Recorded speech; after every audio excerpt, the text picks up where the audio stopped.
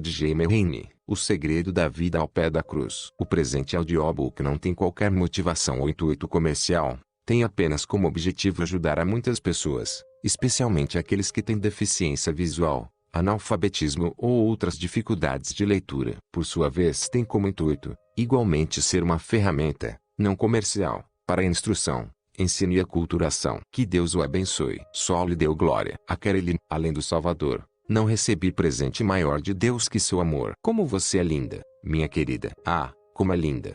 Você fez disparar o meu coração, minha irmã, minha noiva. Cântico dos Cânticos 4.1,9. Capítulo 1. Reiterar o óbvio. A verdade mais importante é também a mais fácil de esquecer. As mãos de Timóteo tremem enquanto procede a leitura. Quase embala a carta, como se a delicadeza para com o pergaminho pudesse de algum modo ser transmitida ao autor, agora acorrentado numa fria masmorra romana. A carta fora enviada pelo apóstolo Paulo. Sua última. Havia já anos que Timóteo tentava expulsar da mente a ideia de perder Paulo, que era para ele um verdadeiro pai, além de amigo e mentor que orientara e instruir o jovem pastor. Como seria possível dar continuidade ao ministério sem as palavras confortadoras do apóstolo, sem a confiança por ele transmitida, sem suas orações? Agora, porém, Timóteo não tinha dúvida sobre a morte iminente desse amigo. Eu já estou sendo derramado como uma oferta de bebida, escreveu Paulo. Está próximo o tempo da minha partida. 2 Timóteo 4.6. Com os olhos marejados, Timóteo lê as linhas que encerram a carta. É nesse instante que para aí bruscamente começa a expulsar as lágrimas. Como podia se afogar em dor e desespero enquanto o velho amigo enfrentava tão corajosamente a morte? Era quase possível ouvir a voz de Paulo por meio das palavras impressas no pergaminho.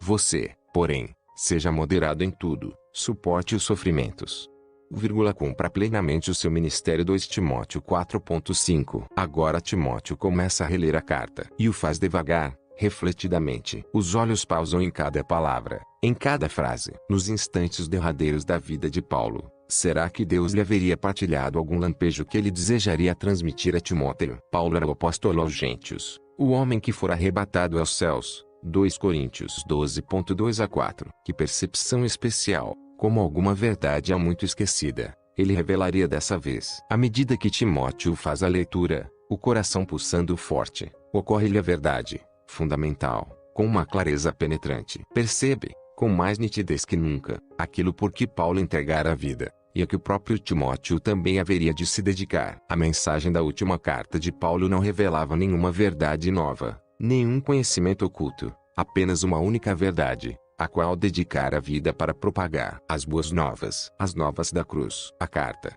que no primeiro instante pareceu a Timóteo o atestado de óbito de seu mais querido amigo, torna-se agora a reafirmação jubilosa e confiante de tudo aquilo por que Paulo havia vivido, de tudo porque logo haveria de morrer. Deste evangelho fui constituído pregador, apóstolo e mestre.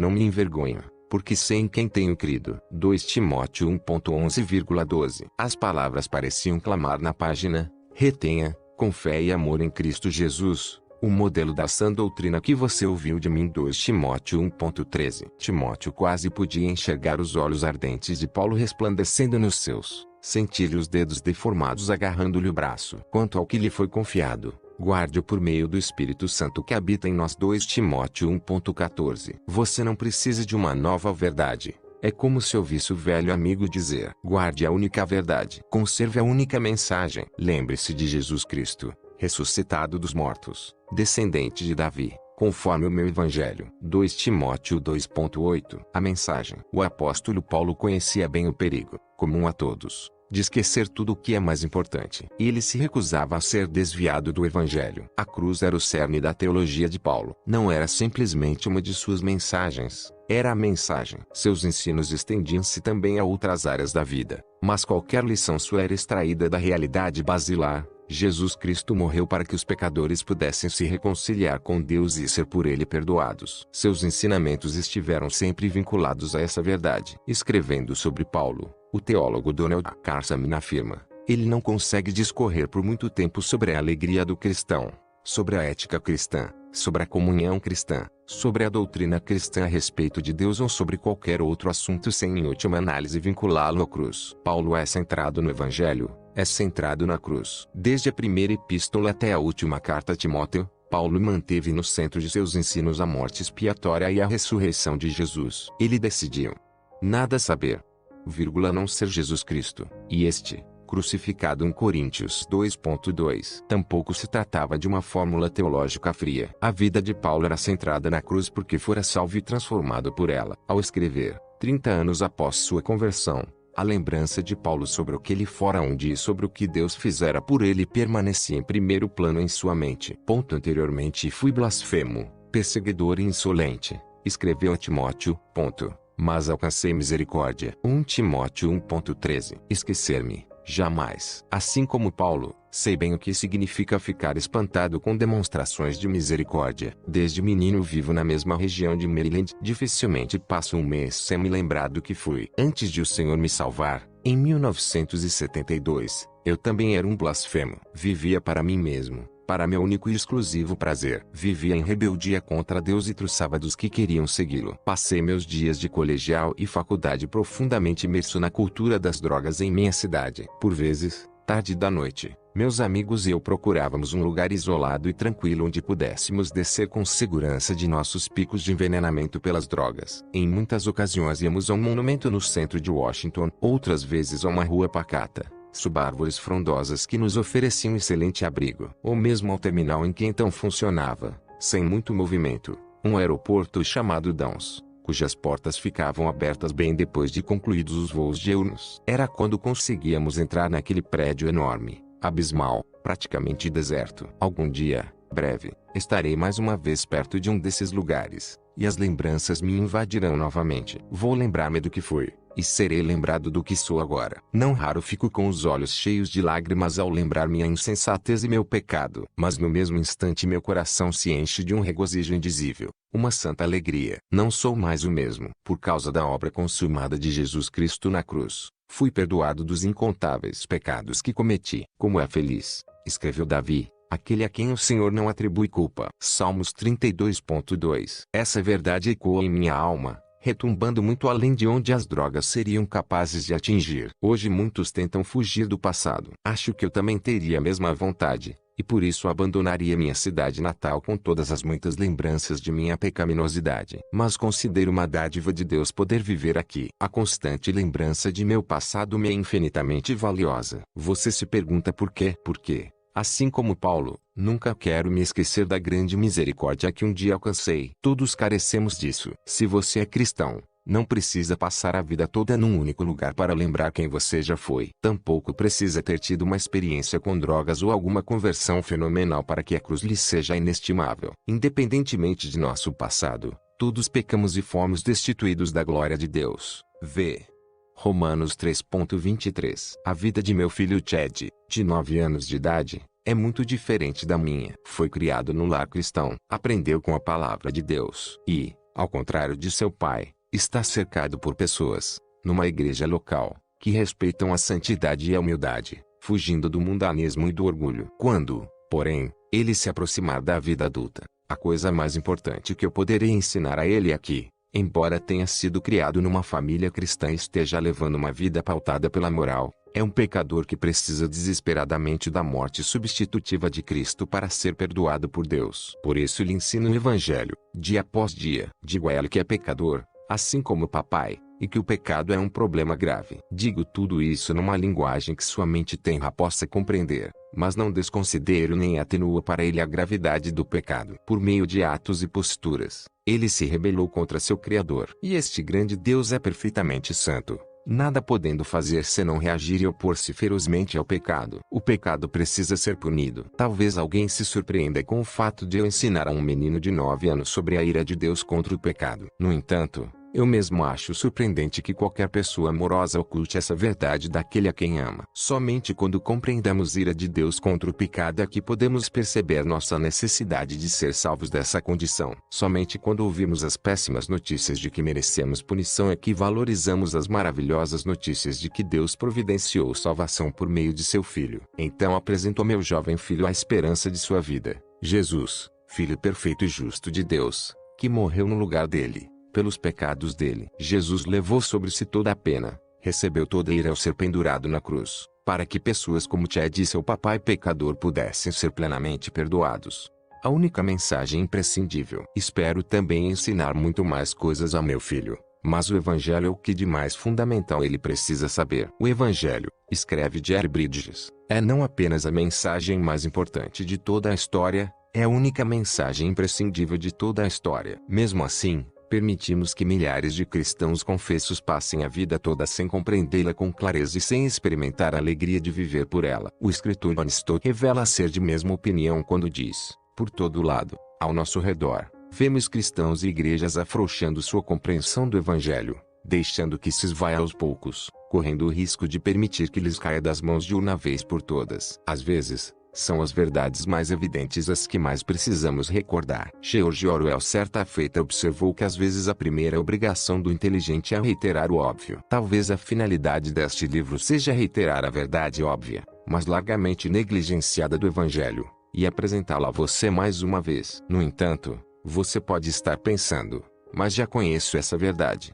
Aliás, há anos. Ótimo. Mas permita-me perguntar-lhe: sua vida está centrada na cruz? Não é difícil detectar os sintomas presentes na vida não centrada na cruz. Alguns dos indícios a seguir mostram um pouco quem você é. Essa porção de sabedoria está presente em muitas fontes. Foi citada pelo secretário da Educação dos Estados Unidos William J. Bennett, num discurso ao National Press Club, em Washington, D.C., no dia 17 de março de 1985. Em geral lhe falta alegria em seu crescimento espiritual. Você não tem se aproximado da maturidade de forma constante e regular. Seu amor por Deus carece de paixão. Você está sempre em busca de alguma nova técnica, alguma nova verdade ou nova experiência que unirá todos os fragmentos de sua fé esfacelada. Se algum desses sintomas está presente em sua vida, quero incentivá-lo a não interromper a leitura. À medida que obtiver conhecimento sobre a vida centrada na cruz, aprenderá a libertar-se da forma legalista de pensar e de viver que destrói sua alegria, abandonar os efeitos paralisantes da culpa e da condenação, não mais fundamentar sua fé nas emoções e nas circunstâncias, crescer em gratidão, alegria e santidade. Não se trata de promessas de um escritor exageradamente entusiasmado, querendo convencê-lo a ler seu livro. São promessas de Deus a todos os que aceitam seu maravilhoso plano de salvação. Muitos de nós infelizmente se afastaram desse plano esplêndido traçado por Deus. Em nosso desejo insaciável de avançar e estar certos de que tudo o que fazemos, dizemos ou pensamos está de acordo com o modo atual de viver, muitos de nós lamentavelmente deixaram de se concentrar nas maravilhas de Cristo crucificado. Muitos têm deixado escapulir a mais importante verdade das Escrituras, e por isso temos sofrido as consequências. Mas não é tarde demais para mudar. Não é tarde demais para reiterar e restabelecer a verdade óbvia como a verdade mais importante de sua vida. A mensagem que Paulo tinha para Timóteo é a mesma que Deus tem para você. Você precisa redescobrir a verdade que o salvou. O segredo da alegria, do crescimento, da paixão não lhe está oculto. Está bem diante de seus olhos. É o Evangelho. Capítulo 2. Em que sua vida está centrada. Porque a cruz deve nortear nossa vida. Segunda-feira Alice comprou um papagaio. Como ele simplesmente não falou nada, no dia seguinte ela voltou à loja de animais de estimação. Ele precisa de uma escada. Ela ouviu. Então comprou a tal escada. Mas depois de mais um dia o papagaio continuava sem dar uma palavra. Que tal um balanço? Sugeriu o atendente. Então Alice comprou o balanço. No dia seguinte, um espelho. No outro, uma árvore plástica em miniatura. No outro ainda, um brinquedo cintilante para papagaios. Na manhã do domingo, mal abria a loja, lá estava Alice. Trazia a gaiola nas mãos e lágrimas nos olhos. O papagaio estava morto. Mas ele nunca chegou a dizer nenhuma palavra. Perguntou o dono da loja. Sim, disse Alice aos prontos, soluçando. Antes de morrer, ele olhou para mim e perguntou: não tem comida para vender lá naquela loja? O assunto que importa, antes de tudo. Muitas vezes, as boas causas e as boas ações podem tomar o tempo e o foco do cristão. No entanto, assim como as facilidades da gaiola de um papagaio não suprem sua carência de alimento, nada pode também substituir o Evangelho na vida do cristão. Sem ele, nossa alma ficará como o bichinho de estimação de Alice, morrendo à míngua numa gaiola cheia de confortos. É importante refletir sinceramente sobre as bases em que estamos construindo nossa vida. Antes mesmo de começar a discorrer sobre a vida centrada na cruz, precisamos identificar o foco de nossa vida neste exato momento. Todos vivemos centrados em algo. Mas será no que é certo? Então pense nisto por um instante. O que é mais importante em sua vida? Vamos reformular a pergunta. Em que reside sua maior paixão? O que ocupa a sua mente sempre que você tem a liberdade de pensar o que quiser? Sobre que assunto você mais gosta de conversar? O que norteia a sua vida? Será sua carreira? Um relacionamento? Seus passatempos? Sua filiação política? Um fascínio pelas mais recentes parafernálias eletrônicas? Talvez o que mais importa para você seja nitidamente centrar-se em outras pessoas. Talvez seja seu ministério, sua família. Talvez seja a educação de seus filhos. Ou então uma causa nobre, como o movimento anti-aborto. Excelentes alvos, mas não o alvo que Deus afirma deve ser o mais importante, o assunto que realmente importa. Antes de tudo mais.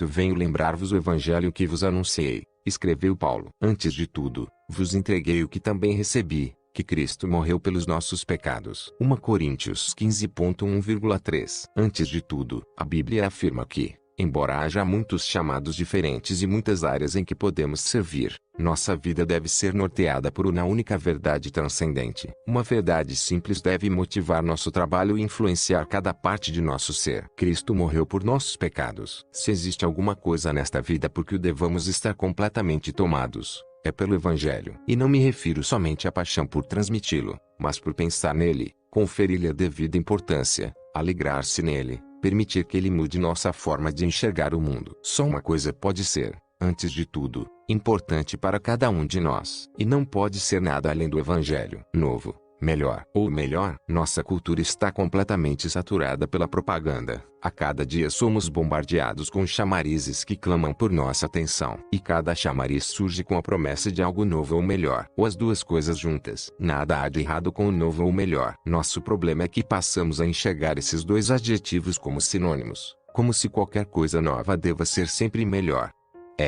Se algo é melhor, só pode ser também novo. Lamentavelmente, a obsessão pelo novo e pelo melhor é tão comum dentro da igreja quanto fora dela. A lista é interminável, em constante transformação. Dieta e saúde, curas e milagres, dons do Espírito Santo, casamento santificado, criacionismo, louvor e adoração, evangelização, missões, a volta do Senhor, uma forma específica de liturgia. Podem-se encontrar muitos cristãos maduros e sinceros que construíram a vida em torno de algum desses temas. Alguns até mesmo trocam de assunto depois de determinado período da vida, quando algo novo ou, supostamente, melhor lhes prende a atenção. Por favor, entenda bem o que quero dizer. Todas essas preocupações têm seu lugar de destaque. Não é possível negligenciá-las ou desconsiderá-las. Mas tampouco devemos deixar que qualquer questão, assunto ou causa desbanque o Evangelho de seu lugar merecido, bem no centro de nossa vida. A preocupação de Donald Carson impõe-se quando escreve: temo que a cruz, sem jamais ter sido renegada, esteja ainda assim em constante risco de perder o lugar central que lhe cabe por direito,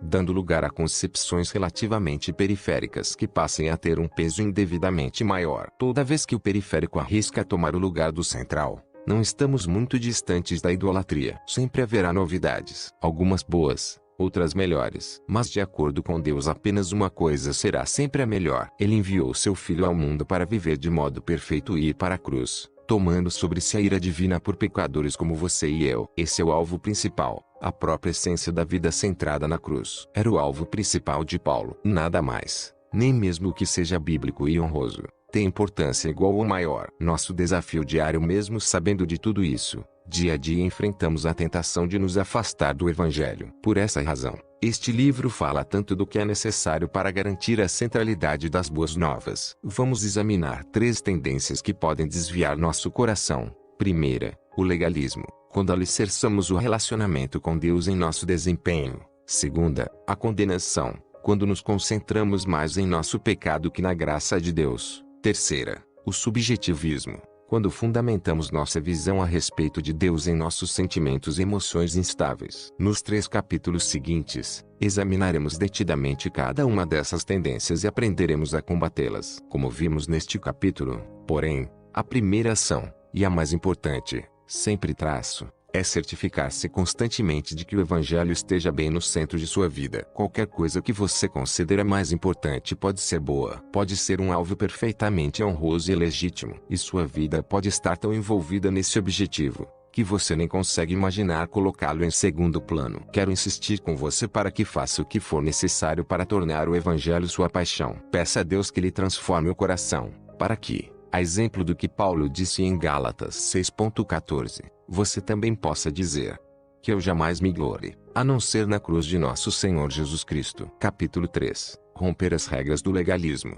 Como a cruz pode nos resgatar da armadilha do desempenho. Uma das maiores barreiras para a vida centrada no Evangelho é nossa tendência paralisante para o legalismo. Trata-se de um inimigo de longa data do plano de salvação projetado por Deus. Plano que se utiliza exclusivamente da fé como instrumento de ação. Desde os primeiros dias da Igreja, por toda a parte, o legalismo desvia os cristãos de seu curso, afastando-os assim do que é central. Ainda hoje, ele está tão ativo e destrutivo como sempre esteve. É importante compreender que legalista não é simplesmente aquele que apresenta padrões mais elevados que os seus ou se prende a mais regras. Muitos de nós rotulam erroneamente o legalista como aquele que não vai ao cinema e considera diabólica qualquer música ritmada. O legalismo é muito mais sutil e grave que isso. Eis uma definição simples que costumo utilizar. Legalismo é pretender alcançar o perdão de Deus e sua aceitação por meio da obediência a Ele. Em outras palavras, legalista é aquele que se comporta como se pudesse garantir a aprovação e o perdão de Deus pelo próprio desempenho. Thomas Schreiner escreveu que o legalismo tem origem na adoração do eu. Se as pessoas forem justificadas obedecendo à lei, merecerão louvor,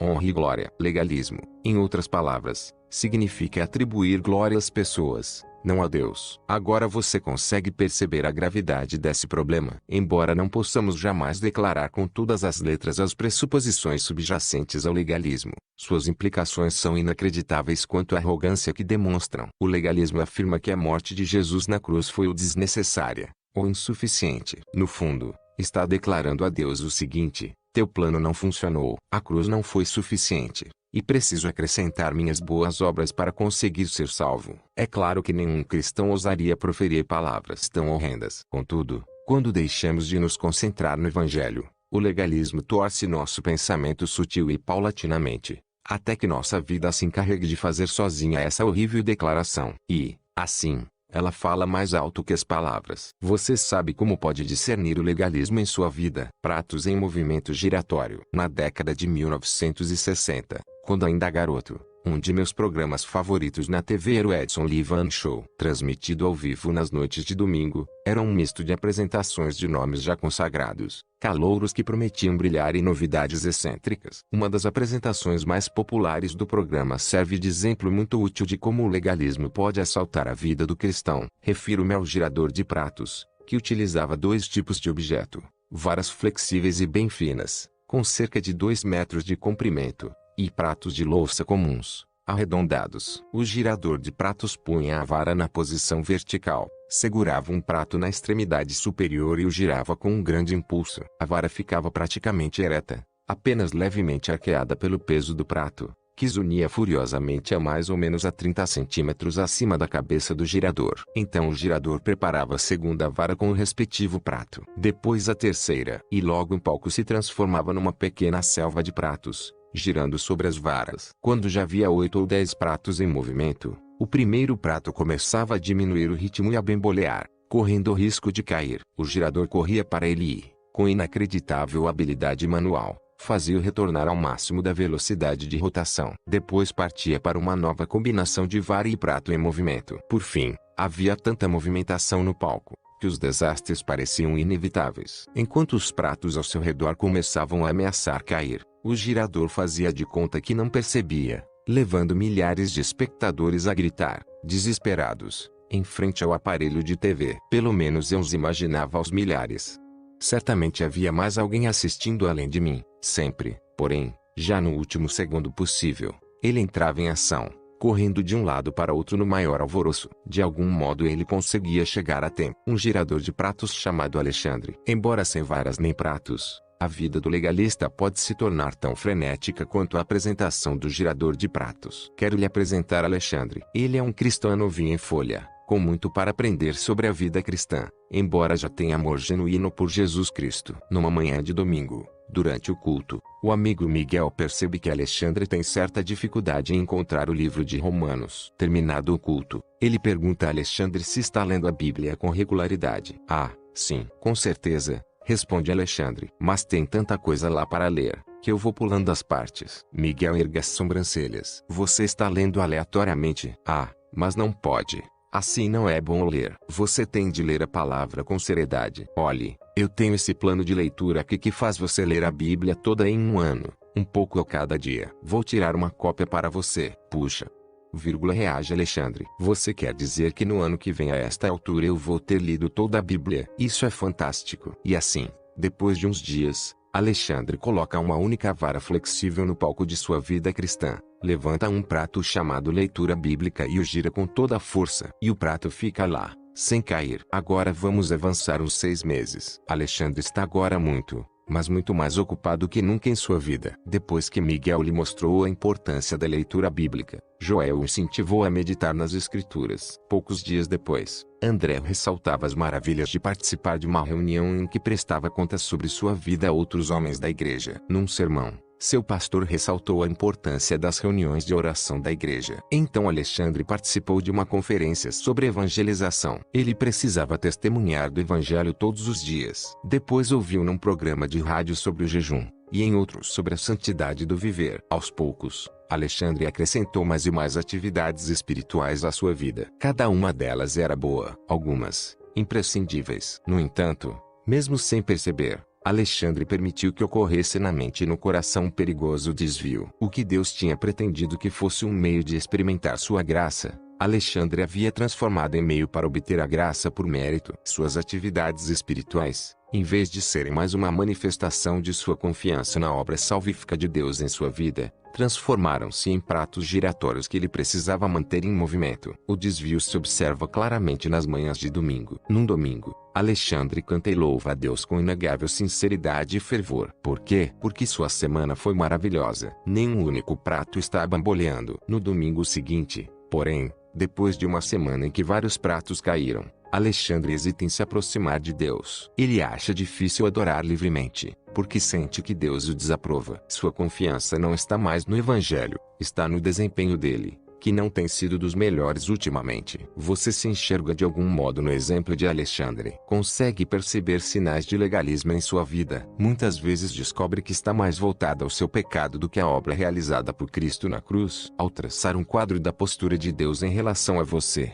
acha que a maior parte do tempo ele está mais decepcionado que satisfeito com você? Falta-lhe aquela santa alegria. Você recorre aos seus pratos giratórios para obter confiança, na realidade, até mesmo o direito, de se aproximar de Deus? Se sua resposta for positiva a qualquer uma dessas perguntas, você já deve ter começado a viver segundo as regras do legalismo. Mas não permita que isso o desanime. Deus deseja resgatá-lo da inutilidade de ficar girando pratos em sua vida. Vamos examinar de que modo a compreensão acertada do Evangelho pode libertar-nos das restrições desagradáveis do legalismo. Justificados. A obra consumada. Caso você esteja se perguntando, saiba de antemão que se libertar do legalismo não significa deixar de ler a Bíblia, de orar ou de transmitir o Evangelho. Para que você e eu cresçamos na fé, precisamos aproveitar as ferramentas que Deus nos oferece nesses importantes exercícios espirituais. A questão é nossa motivação e nossa compreensão do que significa ser salvo pela graça. Lembra-se do que aconteceu no dia em que você se arrependeu pela primeira vez de seus pecados e confiou em Jesus Cristo. Romanos 3. Diz que, nesse momento, você foi justificado, ou declarado justo, diante de Deus. Essa palavra, justificado, é muito importante. Refere-se à sua condição diante de Deus. Quando você deposita fé em Jesus, Deus, o juiz, decreta o veredicto segundo o qual você é tido como justo. Ele transfere para você a ficha perfeita e sem pecados de Jesus. Isso é graça surpreendente que excede todos os limites. No momento em que creu pela primeira vez, seu pecado passado não deixou de existir. Você não fez nenhuma boa obra que pudesse de alguma forma compensar sua desobediência. Mesmo assim, Deus lhe perdoou de modo completo, total. Não só apagou sua ficha de pecado, mas creditou a você a justiça de seu Filho. Santificados. A obra continua. O poder do Evangelho, entretanto, não se extingue no momento em que somos justificados. Quando Deus declara justo o pecador, imediatamente se inicia o processo de transformação, a fim de assemelhá-lo cada vez mais a seu Filho. Por meio da obra do Espírito, pelo poder da palavra e mediante a comunhão com outros crentes, Deus subtrai pouco a pouco nosso desejo de pecar, renova nossa mente e transforma nossa vida. A essa obra contínua chamamos santificação. Santificação é, portanto, um processo, o processo de nos tornarmos mais semelhantes a Cristo, de crescermos em santidade. Ele se inicia no momento da conversão e não terminará até que você encontre Jesus face a face. A santificação está relacionada a nossas escolhas e nosso comportamento. Requer trabalho. No poder do Espírito, empenhamo-nos. Combatemos o pecado. Estudamos as Escrituras e oramos, mesmo quando não temos vontade. Evitamos a tentação. Prosseguimos com determinação. Seguimos com afinco em busca da santidade. E, à medida que crescemos em santificação, o poder do Evangelho conforma-nos mais e mais, com nitidez cada vez maior, à imagem de Jesus Cristo.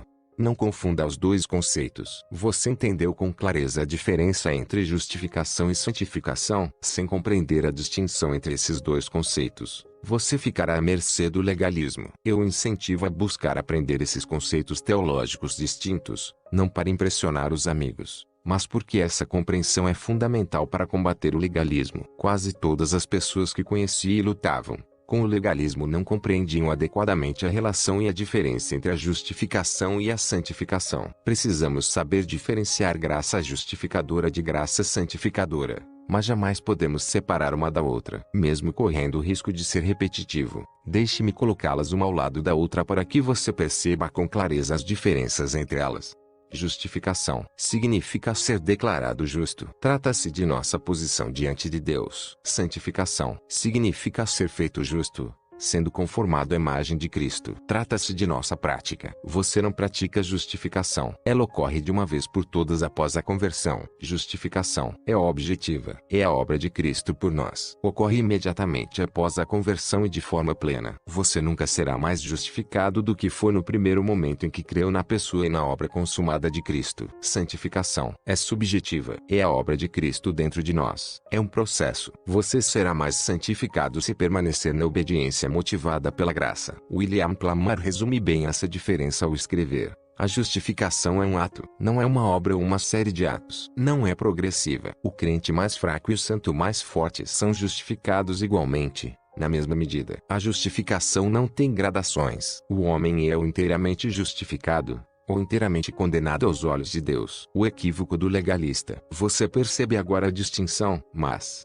veja, aqui está o equívoco do legalista. Ele confunde a participação continuada dele no processo de santificação com a obra consumada de Deus na justificação. Trocando em miúdos, ele pensa que as práticas consagradas e as boas obras contribuem de algum modo para a justificação dele. A palavra de Deus, porém, é clara quando afirma: portanto, ninguém será declarado justo diante dele baseando-se na obediência à lei. Romanos 3:20. Ninguém obtém a aprovação e o amor de Deus com base em boas obras. Ninguém pode acrescentar algo à obra completa, consumada de Jesus na cruz. Ele pagou o preço por nossos pecados. Ele satisfez a ira de Deus. Só participamos no processo de santificação depois de termos sido totalmente aceitos e justificados diante de Deus por meio da fé em Jesus. Então, sim, trabalhamos com afinco para obedecer a palavra de Deus. Lemos nossa Bíblia, oramos, meditamos na Escritura e a memorizamos. Transmitimos o Evangelho. Servimos em nossa igreja. Jejuamos. Em sua palavra,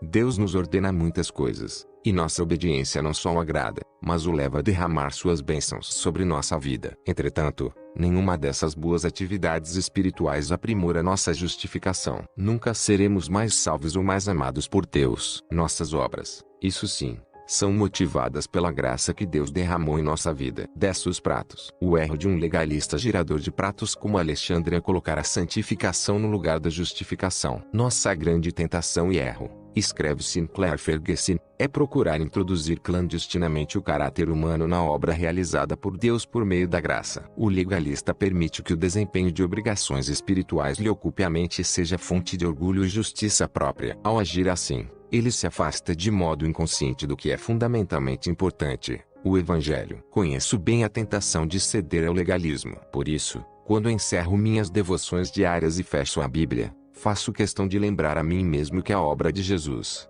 não a minha, é o fundamento para eu ser perdoado e aceito por Deus. Senhor, peço tua graça e força enquanto busco servir-te neste dia. Oro. Agradeço todas as bênçãos que derrama sobre mim em virtude da obra de teu Filho a meu favor. Sou justificado somente por tua graça. Nenhum de meus esforços por te obedecer e por crescer em santidade acrescentam o que seja a tua obra consumada na cruz. Quanto prazer me dá o Evangelho. Posso chegar confiante ao trono de Deus. Não porque fui competente em minhas obrigações espirituais, mas porque estou revestido da justiça de Jesus Cristo. Deus quer que você também tenha a mesma confiança. Ele não se deixa impressionar por seus pratos giratórios. Então rejeite toda forma de justiça própria. Glória-se tão somente na realização e na obra de seu substituto e Salvador, Jesus Cristo. Capítulo 4. Livrar-se do fardo da condenação. Como a cruz pode eliminar a culpa e a vergonha? Raramente leio as tirinhas dos jornais, mas há alguns anos alguém me mostrou uma que não pude deixar de guardar. O nome da tira é Kefi. Kefi parece ser uma mulher solteira em seus 30 anos de idade. Nesta tirinha em particular, ela está sentada em casa, pensando com seus botões. Coisas que eu devia ter feito no trabalho. Ela conversa em silêncio consigo mesma. Coisas que eu queria ter dito a Rose. Coisas que prometi a mim mesma jamais fazer de novo, mas acabei fazendo de qualquer modo. Coisas que me deixaram deprimida e eu podia ter evitado. E a depressão se aprofunda. Coisas que eu podia ter feito pela minha família, meu cachorrinho, meus amigos, meus colegas de trabalho, meu vizinho, minhas finanças, minha casa, meu guarda-roupa, minha dieta e milhões de pessoas necessitadas que jamais conheci. No último quadrinho, Kefi resume seu estado. Mesmo quando não vou a lugar nenhum, carrego comigo 150 quilos de bagagem. Verifique a bagagem. É impressionante como uma tirinha de jornal pode acertar tão em cheio. Assim como Kefi, todos podemos fazer uma lista deprimente de coisas não realizadas, não ditas e não alcançadas. Mesmo quando não estamos nos dirigindo a lugar nenhum, podemos ainda assim carregar centenas de quilos de bagagem. A Bíblia dá a essa bagagem o nome de condenação. Em algum momento da vida, nós nos veremos carregando algum peso assim. Seja grande, seja pequeno, a condenação manifesta-se de inúmeras formas. Pode ser o peso no coração do homem de negócios que raramente estava em casa enquanto seus filhos cresciam. Pode ser a propensão oculta para o pesar e para o autoflagelo na mulher que fez um aborto há muitos anos. Ou então a consciência que azucrina o cristão que há alguns minutos resmunga um insulto grosseiro a um motorista incauto. Se não, a sensação prolongada de remorso por não ter orado o suficiente. Palavras gentis jamais ditas, promessas quebradas. Alguns de nós têm carregado tanto, há tanto tempo, que achamos normal transitar pela vida envergados por esses fardos. E a verdade é que, sem a cruz, a condenação é normal. Sem Jesus, todos merecemos ser condenados e punidos pelo pecado. Em Romanos 8.1, porém, a Bíblia afirma: agora já não há condenação para os que estão em Cristo Jesus. Não precisamos passar a vida debaixo de condenação. Neste capítulo, quero lhe mostrar como se livrar desse fardo paralisante, bastando para isso abraçar o perdão oferecido pelo Evangelho. Uma pequena dose de culpa. A condenação é algo com que todos lidamos alguma vez na vida. Aparece em diferentes graus. É um engano imaginar que seja um problema exclusivamente de pessoas que cometeram pecados graves. Podemos nos sentir condenados por qualquer pecado, do passado ou do presente, grande ou pequeno. O componente comum é a sensação prolongada de culpa ou vergonha, mesmo em razão de pecados dos quais você já se arrependeu diante de Deus e diante das pessoas que mereciam sua retratação. Você tem dado espaço em sua vida para condenação? Faça-se as seguintes perguntas. Você se relaciona com Deus como se vivesse eternamente em liberdade condicional, desconfiando que a qualquer instante ele pode arrastá-lo de volta para o cárcere de sua desaprovação? Quando você vem ao culto de adoração, conservou uma respeitosa distância em relação a Deus, como se ele fosse uma celebridade fascinante, porém mal-humorada, conhecida pela hostilidade para com seus fãs. Quando você lê as Escrituras, elas revelam o amor ilimitado do Salvador ou simplesmente agravam sua condenação? Você tem mais consciência de seu pecado que da graça de Deus, que lhe foi concedida por meio da cruz. Você percebe indícios de condenação em sua vida? Não se surpreenda caso tenha identificado algum. Mas não continue com esse fardo. Por causa do poder do Evangelho, você pode ser totalmente liberto de toda a condenação. Não consideravelmente livre, totalmente livre. Não caia na mentira de que cultivar a condenação e chafurdar em sua vergonha de algum modo agradará a Deus, ou que uma dose pequena e constante de culpa de algum modo fomentará a santidade e a maturidade espiritual. Muito ao contrário. Deus é glorificado quando cremos de todo o coração que os que confiam em Cristo jamais podem ser condenados. Somente quando recebemos a graça, que é seu dom gratuito, e vivemos no benefício do completo perdão, é que conseguimos abandonar velhos hábitos pecaminosos e viver na obediência motivada pela graça. Um hóspede não convidado. A Bíblia registra a história de um jantar bastante incomum a que Jesus foi convidado, na casa de um fariseu chamado Simão. Nessa cena vigorosa e de muita tensão, narrada em Lucas 7:36 a 50, aprendemos algo muito importante sobre a condenação. O texto não diz por que Jesus foi convidado para aquele jantar, mas sabemos que entre ele e os fariseus havia forte tensão. Ficou visível que seu anfitrião havia negado grosseiramente a Jesus todas as cortesias sociais esperadas por um convidado num jantar: o beijo de saudação, lava-pés, a unção com óleo. Essas falhas gritantes ficaram patentes a todos os convivas. Então surge uma pessoa inesperada. Entra na sala uma conhecida prostituta, mulher desprezada pela sociedade culta. O que se dá depois disso é impensável para os espectadores. Quando Jesus se reclina na mesa mais baixa, apoiado sobre um dos cotovelos, os pés esticados para além dos limites da mesa, a mulher se posiciona atrás dele e começa a chorar. Todos param de conversar. O ruído do choro aumenta de volume, enchendo a casa e ressoando até a rua. As lágrimas que ela derramava copiosamente molhavam os pés dele, que não tinham sido lavados. Ela se ajoelha, solta o cabelo e começa com ele a lavar os pés de Jesus, salpicados de lágrimas. Então ela os beija e os unge com perfume num ato de adoração. Você consegue sentir a atmosfera presente naquela sala. Ninguém come, ninguém se mexe. Talvez o mais estranho de tudo, Jesus nada faz para sequer insinuar que o comportamento chocante dessa pecadora seja qualquer coisa menos cabível. Nossos muitos pecados. Creio que Deus registrou esse acontecimento impressionante nas Escrituras por uma razão bem específica. Ele quer que nos enxerguemos nessa mulher e sigamos seu exemplo. A mulher que lavou os pés de Jesus com as lágrimas era uma pessoa arrependida de seu pecado. Não era seu primeiro encontro com Jesus. Sem dúvida, ela o ouvia ensinar e encontrar em suas palavras esperança do perdão e da purificação que ninguém mais se dispunha a lhe conceder. Quando nos é apresentada pela primeira vez, a mulher já havia crido em Jesus e abandonara a velha vida. Não temos aí o relato de sua salvação, mas, sim, um lindo ato de adoração da cristã que ama seu Salvador, o glorifica e lhe é grata. Ela reconhece seu pecado, sua condição de indigna, e chora copiosamente. Mas aqui está a grande lição que precisamos enxergar. Ela não derrama lágrimas de condenação. Chora porque não sente mais culpa. Ama muito porque foi muito perdoada. Chora lágrimas de alegria, de gratidão e de profusa devoção. Abandone a bagagem. O cristão que o deseja ter a vida centrada na cruz não raro enfrentará, de modo cabal e inflexível, a própria depravação e a gravidade de seu pecado. É a realidade. Mas ainda maior é a realidade da morte e da ressurreição de Jesus para o perdão dos pecados. Isso não significa que não vamos uma vez ou outra lutar com a condenação. Diariamente a bagagem da condenação vai bater à nossa porta, implorando para que a penduremos nas costas. Opondo-se a Deus, nossa carne vai informar-nos que o sacrifício de Jesus não poderia de maneira alguma ser suficiente para granjear o favor do Pai de modo completo, sem reservas e para sempre. Ou seja, olhe para toda essa bagagem. O inimigo de nossas almas, com suas mentiras, sempre estará pronto para sussurrar acusações. Quando esses desafios chegarem, não tente combater a condenação prometendo orar mais, ou jejuar mais, ou memorizar mais as Escrituras. Sem dúvida será importante que no futuro você seja obediente. Mas é impossível resolver questões passadas tentando melhorar amanhã. Nossa promessa de obediência futura, por mais sincera, não resolve a condenação do pecado já cometido. Expulsando a condenação. Veja então como expulsar a condenação. Confesse o seu pecado a Deus. Depois creia nele. Exercite o dom da fé que Deus lhe deu para crer que Jesus morreu exatamente pelos pecados pelos quais você está sendo condenado. A punição que Cristo recebeu foi por você. Sua ressurreição é prova de que Deus aceitou o sacrifício de Jesus. Os pecados de seu passado e os que você acabou de cometer foram todos expiados. Você já não precisa carregar o peso deles. Ser libertos da condenação não requer que esqueçamos ou neguemos a profundidade e a depravação de nossos pecados,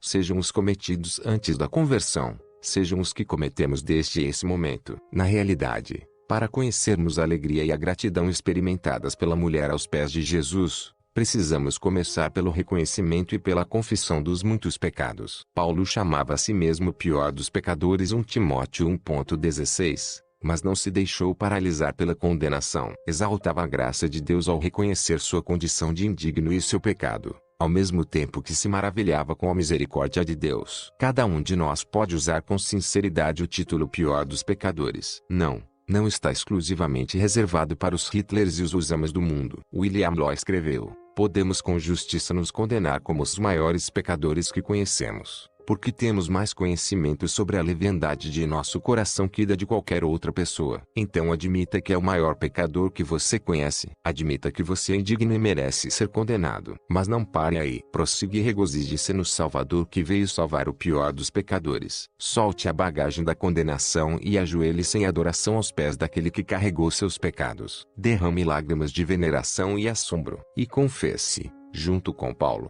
alcancei misericórdia, para que em mim, o pior dos pecadores, Cristo Jesus demonstrasse toda a grandeza da sua paciência, usando-me como um exemplo para aqueles que nele haveriam de crer para a vida eterna. 1 Timóteo 1,16. Capítulo 5. Sentimentos versus realidade. Fundamentando a fé na obra consumada de Cristo na cruz. Você já percebeu, observou certa vez o pregador Davi Martin Lloyd-Jones, que a maior parte da sua infelicidade na vida se deve ao fato de que você mais se ouve do que fala. Concordo. Deixe-me explicar o que Lloyd-Jones quer dizer com se ouvir. Se você é só um pouco parecido comigo, é muito provável que faça isso todo dia. Você já sabe a rotina. Toda manhã soa o alarme do relógio, exigindo sua atenção. Desliga.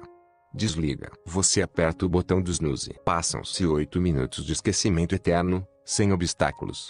Aí o alarme irritante começa de novo. Você abre os olhos e dá início à escuta. Hoje é quinta. Ah, não.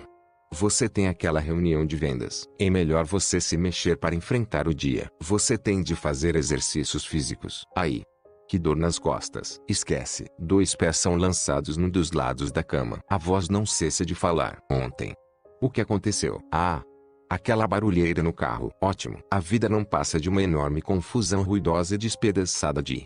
E você ainda precisa verificar as contas, os cheques emitidos. Quando seus pés descalços tocam o chão frio do banheiro, a voz acelera o ritmo. O que é que a Laura quis dizer com aquele comentário? Será que ela estava sendo sarcástica? Será que ninguém nesta família aprende a guardar a pasta de dente no lugar? Este fim de semana será tão corrido. Você tem tanta coisa para fazer hoje e precisa orar. Mas você não tem tempo para orar. E nem orou ontem. Este espelho precisa ser limpo. Não devia ter ficado assistindo aquele programa ontem à noite.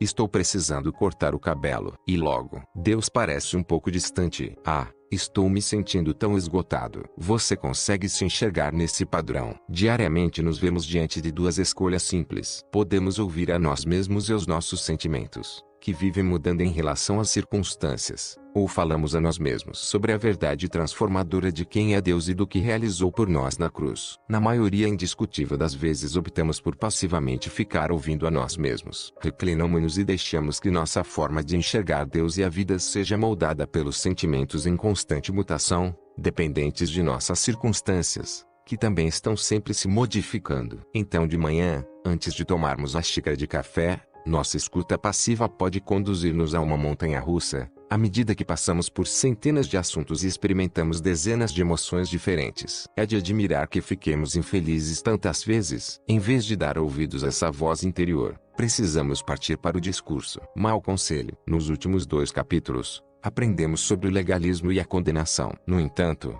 para que você possa de fato ter sucesso sobre eles ou sobre qualquer outro pecado, precisará entender a importância do que lhe acontece na mente. A vida centrada na cruz começa com um pensamento cristão. Você vai construir sua vida sobre o que sente ou sobre o que é real. O teólogo escocês Sinclair Ferguson observou: os evangélicos tendem a se voltar para o interior. Subjetivamente, somos bem mais versados em nos voltar para o interior que para o exterior. No entanto, precisamos gastar as energias admirando, explorando, explicando e exaltando Jesus Cristo. Pense a respeito. Em seu dia a dia, com que frequência você faz uma autorreflexão na tentativa de avaliar como está se saindo? Com que frequência você avalia uma situação com base em seus sentimentos em relação a ela? Quantas vezes você consulta seus sentimentos e não seu conhecimento? Ou, mais importante ainda, consulta o que as Escrituras ensinam? Em outras palavras, quantas vezes você segue o coração? Pensamos com os sentimentos, afirmou Ferguson. É verdade. Permitimos que os sentimentos direcionem o pensamento, o que não poderíamos jamais fazer. As emoções são uma dádiva maravilhosa de Deus, e nosso relacionamento com Deus deve gerar em nossa vida fortes e santos afetos. No entanto, não devemos outorgar autoridade irrevogável às emoções. Tal autoridade deve estar reservada exclusivamente à palavra de Deus. A capacidade de olhar para fora. Há não muito tempo, nas últimas etapas de preparação de um de meus sermões de domingo, derrubei uma caneca de café quente bem em cima do teclado do meu micro. A máquina suspirou um lutuoso pli, e a tela ficou completamente escura. Num momento de descuido, destruí meu computador, perdi as anotações da mensagem e acabei tendo de gastar muito mais tempo com o preparo do sermão. Paralisado, sem acreditar no que acontecera, olhei para a tela vazia, completamente aturdido. O teclado ficou parecendo um pequeno pântano tropical, e as teclas em meio ao café fumegante mais pareciam folhas ornamentais flutuantes. Quisera poder dizer que confiei em Deus naquele momento. Neca. Em vez disso, soltei um furioso e horripilante não. Depois levantei a cadeira alguns centímetros do chão e a soltei com toda a força. Na mesma hora senti o peso da culpa. Deus já me mostrara um padrão de murmúrio em meu coração, e mais uma vez pequei. Em vez de confiar nele, em vez de reconhecer que ele era soberano e eu, apenas seu servo, gritei aos céus com um raivoso e desafiador não, além de bater com a cadeira. Quase de imediato, a voz de meus sentimentos começou a se pronunciar. Como Deus pôde permitir isso? Por que isso está acontecendo? Ah! Ótimo. Agora você está pecando. Você não é pastor. Você vai insistir em pregar para as pessoas depois dessa deplorável demonstração de raiva. Como consegue agora pedir ajuda de Deus no seu preparo? Que repulsivo. Veja o que fez. Sou grato a Deus porque ele me fez parar de ouvir naquele exato instante. Eu sabia que tinha de falar para mim mesmo. E, como sabia que precisava de ajuda, subi e compartilhei com minha mulher, Carolyn. Em primeiro lugar, ela me ajudou com todo jeito a identificar o pecado que causara minha explosão. Depois, juntos, repassamos o evangelho. Um pouco mais tarde, desci e comecei o tedioso processo de reconstruir a mensagem. Dessa vez, porém, eu falava em vez de ouvir. Outra pessoa expiou seu pecado da raiva. Jesus morreu por esse pecado. Jesus, que passou em todos os testes, que foi tentado de todas as formas, mas jamais pecou. Ele tomou seu lugar e foi punido por você. Ele lhe perdoou e o ajudará a preparar e a pregar essa mensagem, não porque você não tenha pecado, mas porque ele é cheio de misericórdia. Pela graça de Deus consegui me afastar do que eu estava sentindo e viver no benefício do que era verdadeiro e imutável. A graça de Deus por mim mediante a cruz. E, graças a Deus, o sermão saiu a contento. Meu computador não se recuperou tão bem, mas essa é outra história. Exaltando Jesus Cristo. Martinho Lutero escreveu: a justiça de Cristo está inteiramente fora e acima de nós. Por isso precisamos parar de olhar para dentro e começar a olhar para fora, para a obra de Cristo a nosso favor. Como disse Sinclair Ferguson, devemos gastar as energias admirando, explorando, explicando e exaltando Jesus Cristo. E podemos fazer isso independentemente de nossos sentimentos, porque o Evangelho existe independentemente de nós. A finalidade do Evangelho, como observou Knox Chamberlain, é proclamar fatos salvíficos, e seus fatos se mantêm absolutamente imunes a qualquer coisa que nos possa perturbar as emoções. O Evangelho é objetivo. O subjetivo muda com frequência, como areia movediça. Mas o objetivo está construído sobre a rocha inabalável do Evangelho. Quando olhamos para dentro, vivemos segundo o subjetivo, o temporal, o mutável, o falível, o passível de ser infundado. Quando olhamos para fora de nós, para o Evangelho, vivemos segundo o objetivo, o imutável, o perfeitamente confiável e sempre absolutamente verdadeiro. Nossa vida em Cristo baseia-se na verdade objetiva, e a principal verdade dentre as inúmeras e maravilhosas verdades das Escrituras é que Jesus morreu por nossos pecados. Esse é o cerne do Evangelho. Assim, a mensagem deste capítulo é muito simples: não dê ouvidos a você mesmo. Antes, tome a palavra. Comece seu dia e em vários momentos dele gaste as energias admirando, explorando, explicando e exaltando Jesus Cristo. Isso é o que significa a vida centrada na cruz, que tornará muito mais tolerável o encontro diário com o alarme do relógio. Capítulo 6. O dia centrado na cruz. Passos práticos para concentrar cada dia em torno da cruz. Nós, seres humanos, somos criaturas afeitas ao hábito,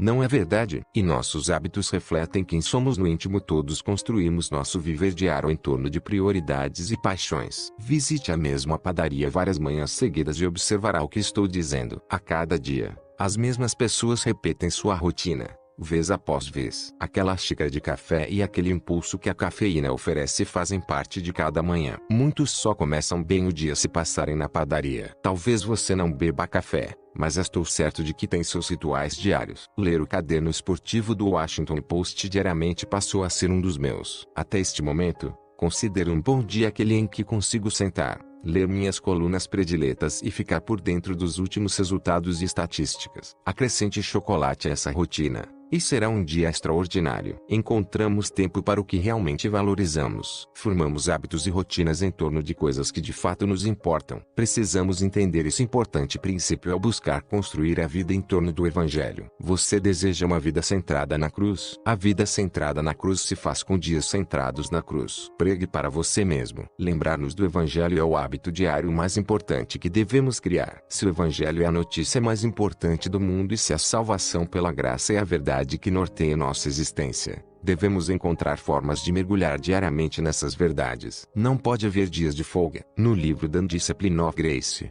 A Disciplina da Graça, Jerry Bridges dá a esse exercício o nome de pregar o Evangelho para você mesmo. Não se preocupe. Ainda que não se considere um orador, você é capaz de fazer isso. Sua plateia é o seu coração. E a mensagem é simples: Cristo morreu por seus pecados. Pregar o Evangelho para você mesmo, explica Bridges, significa que você se vê constantemente diante de sua pecaminosidade e corre para os braços de Jesus por meio da fé em seu sangue derramado e na vida justa que ele levou. É uma questão de se forçar a sentar, chamar a própria atenção e dizer: ei, escute bem. Isto é o que mais importa. Você está perdoado. Você tem esperança, e ela está fundamentada no sacrifício de Jesus. Então não vamos enxergar este dia sob nenhuma outra perspectiva. Que este dia seja governado por esta única verdade norteadora. Paixão em meio aos chuviscos. Mas sejamos práticos. Uma coisa é ficar entusiasmado quando se ouve um sermão inspirador ou se lê um livro. Contudo, como é possível se manter centrado na cruz em meio à agenda lotada de compromissos profissionais e familiares? Don Stott, escritor e pastor,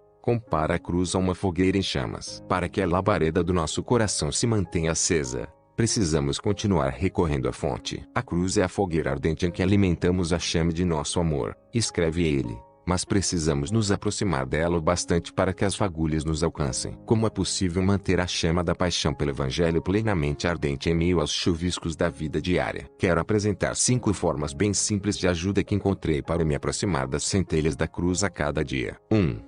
Memorize o Evangelho. A Bíblia refere-se à memorização das Escrituras como ato de guardar a palavra de Deus no coração.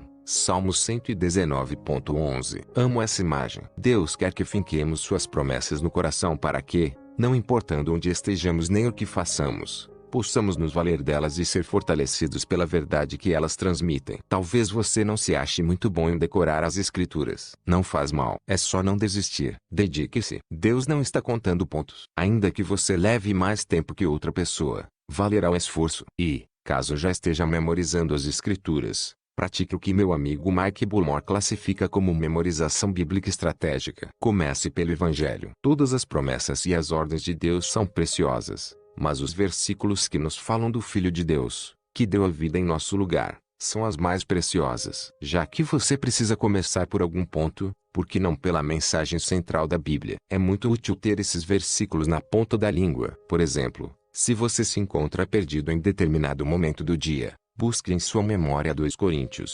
5.21. Deus tornou pecado por nós aquele que não tinha pecado, para que nele nos tornássemos justiça de Deus. Isso não torna as coisas muito mais claras? Deus resolveu nosso problema mais grave, o pecado e a decorrente punição. Esse entendimento tem um efeito transformador em meio aos problemas e obstáculos diários da vida. Ou então digamos que você esteja lutando com a condenação por causa de determinado pecado do qual já se arrependeu e se afastou. Lance mão de Romanos 8.31 a 34. Se Deus é por nós, quem será contra nós? Aquele que não poupou seu próprio filho, mas o entregou por todos nós, como não nos dará juntamente com ele, e de graça, todas as coisas? Quem fará alguma acusação contra os escolhidos de Deus? É Deus quem os justifica. Quem os condenará? Foi Cristo Jesus que morreu, e mais, que ressuscitou e está à direita de Deus, e também intercede por nós. Deus nos outorgou essas passagens para nos ajudar a pregar para nós mesmos. Aqui vão outras passagens fundamentais que falam da obra salvadora de Deus por meio da cruz. Talvez você já conheça algumas delas, mas eu incentivo a lê-las e a refletir nelas mais uma vez. Isaías 53:3-6 foi desprezado e rejeitado pelos homens,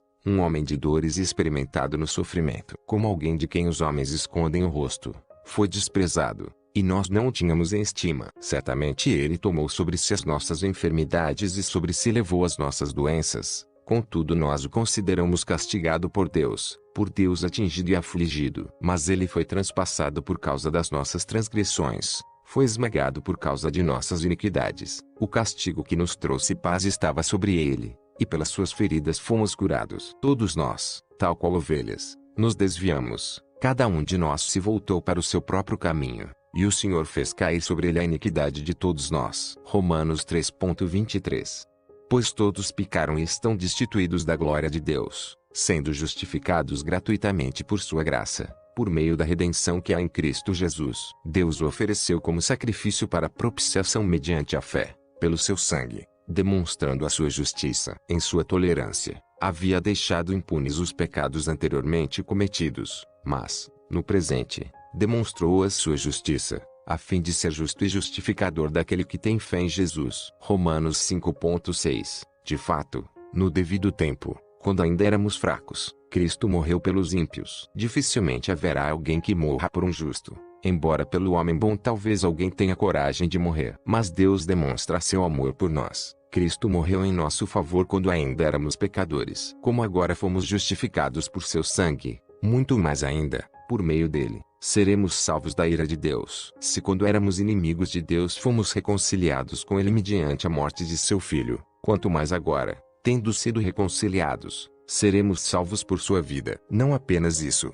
mas também nos gloriamos em Deus, por meio de nosso Senhor Jesus Cristo, mediante quem recebemos agora a reconciliação. Romanos 8:32. Aquele que não poupou seu próprio Filho, mas o entregou por todos nós, como não nos dará juntamente com ele, e de graça, todas as coisas? Quem fará alguma acusação contra os escolhidos de Deus? É Deus quem os justifica. Quem os condenará? Foi Cristo Jesus que morreu, e mais, que ressuscitou e está à direita de Deus, e também intercede por nós. Quem nos separará do amor de Cristo? Será tribulação, ou angústia, ou perseguição, ou fome, ou nudez, ou perigo, ou espada? Como está escrito, por amor de ti enfrentamos a morte todos os dias. Somos considerados como ovelhas destinadas ao matadouro. Mas, em todas estas coisas somos mais que vencedores, por meio daquele que nos amou. Pois estou convencido de que nem morte nem vida, nem anjos nem demônios, nem o presente nem o futuro, nem quaisquer poderes, nem altura nem profundidade, nem qualquer outra coisa na criação será capaz de nos separar do amor de Deus que está em Cristo Jesus, nosso Senhor. 1 Coríntios 15:3-4 Pois o que primeiramente lhes transmiti foi o que recebi,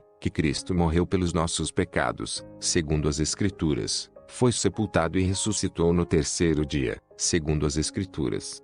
Coríntios 5 Deus tornou pecado por nós aquele que não tinha pecado, para que nele nos tornássemos justiça de Deus. Gálatas 2 Não anulo a graça de Deus, pois, se a justiça vem pela lei, Cristo morreu inutilmente. 2.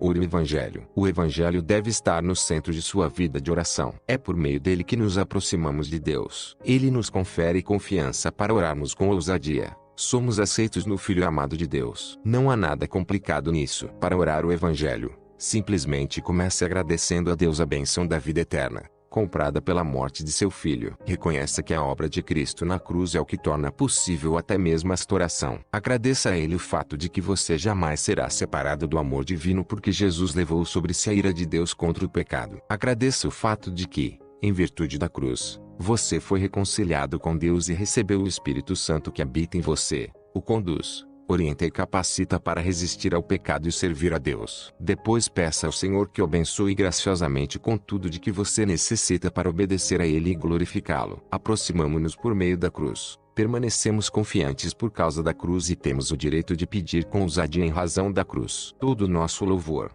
petições e intercessão precisam estar entretecidos no Evangelho. 3. Cante o Evangelho. Não sou nenhum cantor, Pergunte a meus amigos, mas amo cantar a respeito da cruz. O coração de todo cristão deve estar transbordante a cada dia com a canção do Calvário. Aí temos outra oportunidade de agir de forma estratégica. Há uma infinidade de CDs de louvor e adoração a nosso dispor. Mas é importante escolher os que atraem nossa atenção para a surpreendente verdade do que Deus realizou a nosso favor. Nem todos os cânticos de adoração são compostos da mesma forma. Muitos hoje são centrados no homem, não na cruz. Concentram-se em nossa necessidade ou no que queremos de Deus, sem atentar para o que Jesus já fez. Tenho de admitir que estou mal acostumado quando se trata de grandes cânticos de adoração centrados na cruz. Alguns amigos meus são compositores muito talentosos e compõem canções contemporâneas de adoração impregnadas do Evangelho. Você pode obter mais informações sobre esses cânticos e sobre esses CDs no website www.sovereigngraceministries.org. Sempre que tiver oportunidade, faça da adoração centrada na cruz parte constante de sua rotina. Se, como eu, você não sabe tocar nenhum instrumento, adore ouvindo as músicas gravadas. Não existe forma melhor de começar o dia que utilizando canções e hinos que falem da cruz com clareza e poder. Gostaria de lhe mostrar os meus prediletos. Por favor, não os salte para continuar a leitura, nem os leia apressadamente. Absorva-os lentamente, leia-os em voz alta. Em primeiro lugar, deixe que a letra a destino de Horácio Bonner ecoe em sua alma. Seu santo sangue derramei, na cruz eu fui pregar, a Cristo eu crucifiquei e pus-me a caçoar. Naquela multidão feroz eu sei que me incluí, e então me reconheço a voz, bradando, cruel, ali. Em torno à cruz vejo o tropel, caçoando de sua dor. Sinto como fosse só eu único truçador. Sente o efeito que essa letra substanciosa pode exercer em você? Veja agora outro clássico de John Newton. Prazer eu tive no pecar, sem medo e sem rubor, até que algo pude contemplar, uma senda a propor. Ali na cruz pendente eu vi, em sangue e em aflição, o olhar de amor bem fito em mim, da cruz a cena à mão. E, enquanto vida me restar, não esquecerei olhar. Eu, o culpado, ele sentiu, mas nada proferiu. Da culpa consci do pecar, em desespero entrei, vi porque o sangue foi verter e os pregos que cravei. Ah, o que fiz não fui medir, inútil me é chorar. Não pode minha alma assim fugir, pois eu o fui matar. Olhou segunda vez, bradou, a todos dou perdão. Meu sangue, sim, te resgatou. Morri, tens vida então. Sua morte mostra o meu pecar, o mundo pode ver, mas que mistério a graça é, perdão vem conceder. De triste gozo e dor feliz me enche o coração, que destruir sua vida eu quis. Vou doar meu ser então. Hinos como esses e como muitos cânticos contemporâneos de adoração podem ajudá-lo a fazer do Evangelho a trilha sonora de seu dia, se forem centrados na cruz. 4. Faça uma revisão da mudança que o Evangelho operou em você. Muitos hoje desejam esquecer-se do passado. Os erros e os pecados cometidos são assuntos que não desejam relembrar. Para o cristão, no entanto, uma das melhores formas de aproximação do fogo abrasador da cruz é lembrar-se do passado. Isso nos deve fazer recordar quão maravilhosa é na verdade a salvação providenciada por Deus. O apóstolo Paulo tinha o compromisso de sempre trazer à lembrança o que ele havia sido no passado, uma vez que tal pensamento exaltava a graça de Deus. Anteriormente fui blasfemo, perseguidor e insolente, mas alcancei misericórdia. 1 Timóteo 1.13. A passagem foi escrita quase 30 anos após a conversão do apóstolo, mas ele ainda lembrava vividamente e de forma bem específica seus muitos pecados cometidos antes de se converter. Knox Chamberlain escreve: fundamental para o bom exercício do apostolado de Paulo foi que jamais esqueceu de seus dias de perseguidor.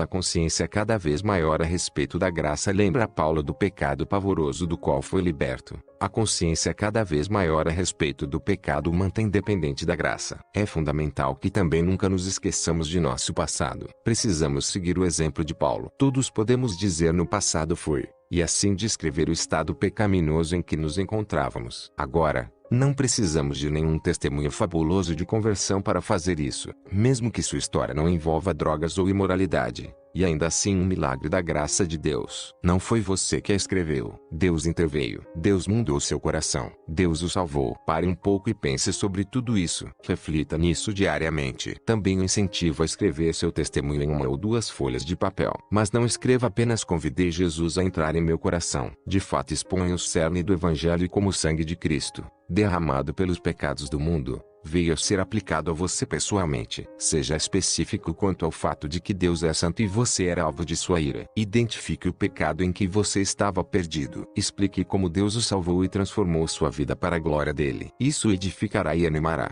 preparando-o para transmitir não apenas seu testemunho de vida, mas a verdade do Evangelho. 5. Estude o Evangelho. Para crescer em sua paixão por aquilo que Jesus realizou, amplie sua compreensão do que ele fez. Nunca se contente com seu grau de compreensão do Evangelho. O Evangelho é a verdade que permeia o viver, modifica o mundo, transforma o universo, apresenta mais facetas que qualquer diamante. O homem jamais conseguirá explorar plenamente suas profundezas. Então me permita apresentar algumas recomendações práticas para tornar o Evangelho um estudo contínuo por toda a vida. Detenha-se nos livros de Romanos e Gálatas. O escritor John Stott, entre outros, escreveu excelentes comentários sobre esses dois livros neotestamentários para ajudá-lo em seu estudo. Não tenha medo da terminologia teológica. Pare para estudar o significado de palavras como expiação, substituição, propiciação, justificação, redenção, reconciliação e salvação. Se precisar de um guia, Donato Mind, A Expiação, de Leon Morris, explica em detalhe cada uma dessas palavras. Entendê-las o ajudará a valorizar o que Deus fez e a se maravilhar com sua obra. Aqui está um alvo de início de ano que vale a pena estabelecer. Fixe como meta anual ler pelo menos um novo livro sobre a cruz, e reler um segundo livro sobre a cruz. A lista que lhe forneço a seguir apresenta algumas excelentes sugestões para você começar. A Cruz de Cristo, de John Stott. Um de meus prediletos. Stott diz o seguinte a respeito do Salvador: era por sua morte que ele desejava, acima de tudo, ser lembrado. Esse livro não deixará que você se esqueça. The Discipline of Grace, A Disciplina da Graça, de Jerry Bridges. Outro favorito. Os 3 primeiros capítulos desse livro em especial valem a pena ler e reler pelo resto da vida. The Power of the Cross of Christ, O Poder da Cruz de Cristo, de Charles Spurgeon. Meu herói histórico nos exorta a persistir com afinco na cruz e investigar o mistério de suas feridas. Não existe guia humano melhor para essa santa investigação. Leitura obrigatória para todo pastor. Tenho uma dívida com Donald Carson por esse livro. Definiu para mim o ministério pastoral eficaz, e fará o mesmo a você. Você utiliza algum transporte público como ônibus, trem ou metrô? Ou tem algum outro horário a cada dia em que possa ouvir uma fita ou CD? Separe pregações centradas na cruz com as quais você possa se beneficiar. Se você fala inglês ou espanhol, visite um website www.sovereigngraceministries.org e veja lá uma lista de mensagens sobre a cruz. Leia a Bíblia toda com os olhos bem atentos ao Evangelho. Já se observou que toda passagem das Escrituras, seja no Antigo, seja no Novo Testamento, ou prediz a obra de Cristo, ou prepara para ela, ou a reflete, ou resulta dela. Ao ler as Escrituras em suas devoções diárias, identifique em que categoria cada passagem se enquadra. O Antigo Testamento em especial adquirirá nova vida conforme você ouvir apontando para o Salvador vindouro. Nada conseguirá sem ajuda. Espero que essas 5 recomendações práticas lhe tenham dado uma compreensão mais clara do que significa transformar cada dia num dia centrado na cruz. Contudo, à medida que pensamos em todas essas atividades, é fundamental lembrar que não podemos realizá-las sem ajuda. Precisamos do Espírito de Deus para iluminar as verdades da cruz em nosso coração. Isso ocorre no instante em que nosso coração é regenerado e também a cada dia da vida cristã. A verdadeira conversão requer que Deus nos abra os olhos espirituais para a verdade do Evangelho. De modo semelhante, sempre que se olha com um renovado senso de maravilhamento para a cruz de Cristo, outro milagre está acontecendo. Você está recebendo um dom sobrenatural, o dom da iluminação. Está enxergando algo para o que estaria completamente cego, se o Espírito de Deus não estivesse naquele momento concedendo-lhe visão espiritual. O Dr. Donald Carson escreve: não houve apenas um ato público e objetivo da autor-revelação divina no momento da crucificação do próprio Filho de Deus. Deve haver também uma obra divina, pelo Espírito Santo, em particular, na mente e no coração de cada pessoa. Se devemos manifestar gratidão irrestrita a Deus pelo dom de seu Filho, devemos manifestar a mesma gratidão pelo dom do Espírito que nos capacita a entender o Evangelho de seu Filho. Se o Espírito não nos iluminar, os pensamentos de Deus permanecerão profundamente estranhos para nós. Quando memorizamos, oramos, cantamos e repassamos ou estudamos o Evangelho, precisamos pedir ao Espírito Santo que nos abra os olhos e vivifique em nós, mais uma vez, O Evangelho. Ele está sempre pronto a ouvir e é fiel em atender. Mas devemos buscar sua ajuda de modo ativo. Por causa da graça do Espírito de Deus que nos fortalece, tenho me aproximado da chama da cruz dia após dia, já há muitos anos. Não me interprete mal. Não atingi a perfeição, e tem havido muitos dias em que meu coração não está tão apaixonado quanto deveria. Posso dizer, entretanto, com sinceridade, que minha valorização do Evangelho, minha paixão por ele tem aumentado continuamente. As sugestões inseridas neste capítulo me têm sido valiosas nesse processo de crescimento. Por meio delas, as centelhas do fogo abrasador da cruz têm caído sobre mim muitas e muitas vezes, e meu fervor tem se incendiado cada vez mais, ficando sempre mais resplandecente. Se Deus pode fazer isso em minha vida, pode fazer o mesmo por você. Aproxime-se das chamas a cada dia. Construa uma vida centrada na cruz, um dia de cada vez. Capítulo 7. Nunca se afaste. Vai até a estante e guarde este livro, mas não sua mensagem. Estava fumando maconha a primeira vez que ouvi sobre o Evangelho. As pessoas muitas vezes me perguntam por que tenho tanta confiança na graça de Deus. Explico que meu conhecimento das Escrituras e minha experiência de conversão não me permitem outro entendimento. Deus veio à minha procura. Sou cristão porque Deus usou de misericórdia, não porque eu fosse digno ou quisesse ser salvo. Não. Eu não estava à procura de Deus. Eu era um drogado. Foi no ano de 1972. Eu estava sentado em meu quarto, fumando um baseado, quando meu amigo Bob começou a relatar a história simples de Jesus morrendo por meus pecados. Eu fora criado na igreja católica e jamais ouvi o Evangelho. Mas aquela noite, ao ouvir, Deus revelou-se e regenerou meu coração. Então criei. A cruz era para mim. Jesus era meu Salvador. O pior dos pecadores, afundado em seus pecados, nascia de novo. Isso foi há mais de 30 anos. Muita coisa mudou. Os cabelos longos caíram. Sou avô. Em 2000 celebrei meu 25º aniversário de casamento e, em 2001, meu 25º ano como pastor. Também aprendi muita coisa desde aquele dia. Na época, eu praticamente não sabia nada sobre Deus ou sua palavra. Jamais abri a Bíblia para estudar. Desde o dia de minha conversão, no entanto, por mais que eu lesse as Escrituras ou livros cristãos, nunca ficava satisfeito. Não muito depois de convertido, consegui emprego numa livraria cristã para que pudesse ler o máximo possível. Meu amor pelos livros não diminuiu. Hoje as paredes de meu escritório, na igreja, estão cobertas de livros do chão ao teto. Às vezes, em meio às minhas responsabilidades diárias, olho para eles espantado de ver a diferença que fizeram em minha vida. Os milhares de títulos são um lembrete visual notável das muitas ideias e mensagens, boas e não tão boas, que disputaram minha atenção todos esses anos. A maior parte de meu acervo compõe-se de clássicos escritos há centenas de anos por homens como Charles Spurgeon, Jonathan Edwards e os puritanos. Mas também tenho muitos livros escritos mais recentemente. Alguns são melhores que outros. Eu poderia mostrar-lhe alguns que representam modismos cristãos dos últimos 30 anos. Na época em que foram escritos, suas ideias inovadoras para o crescimento pessoal e para um ministério eficaz eram a última palavra. Agora caíram no esquecimento. Eu os conservo como lembrete de advertência, sempre perto de mim, de todas as mensagens descentradas que serviriam de tentação para eu me afastar da única mensagem que importa, o Evangelho. Davi Prior expressou isso muito melhor nesta que é uma de minhas citações preferidas: nunca nos afastamos da cruz. A única coisa que podemos fazer é nos aprofundar cada vez mais no entendimento do que ela é. Muita coisa mudou desde que confiei em Cristo pela primeira vez, mas muita coisa permaneceu inalterada. Sou grato por poder dizer que o mais importante não mudou. A cruz ainda está no centro. Desde aquela primeira vez que ouvi o Evangelho,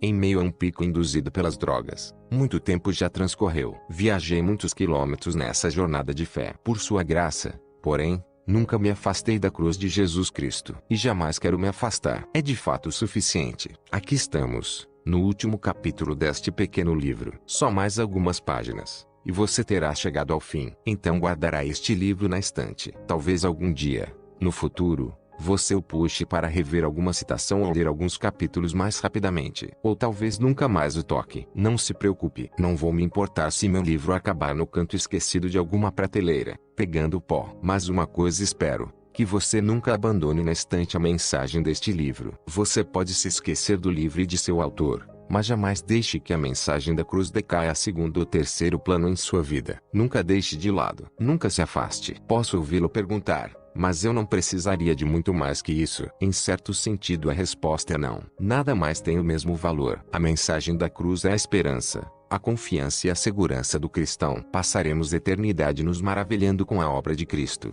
o Deus-homem que sofreu em lugar de nós, pecadores. Ainda assim, em certo sentido também a resposta é sim, você precisa de mais. Você foi salvo para crescer, para servir numa igreja local, para realizar boas obras e para glorificar a Deus. Mas esse mais de que você precisa como seguidor de Cristo não será achado senão na cruz. O Evangelho não é uma aula dentre muitas que você terá durante a vida cristã. O Evangelho é todo o prédio em que todas as aulas são ministradas. Se tiver a abordagem correta, todos os assuntos que estudará ou em que se concentrará como cristão lhe serão oferecidos dentro das quatro paredes do glorioso Evangelho. O Espírito não conduz seus pupilos para além da cruz, escreve J. Knox Chamberlain, mas cada vez mais para o seu interior.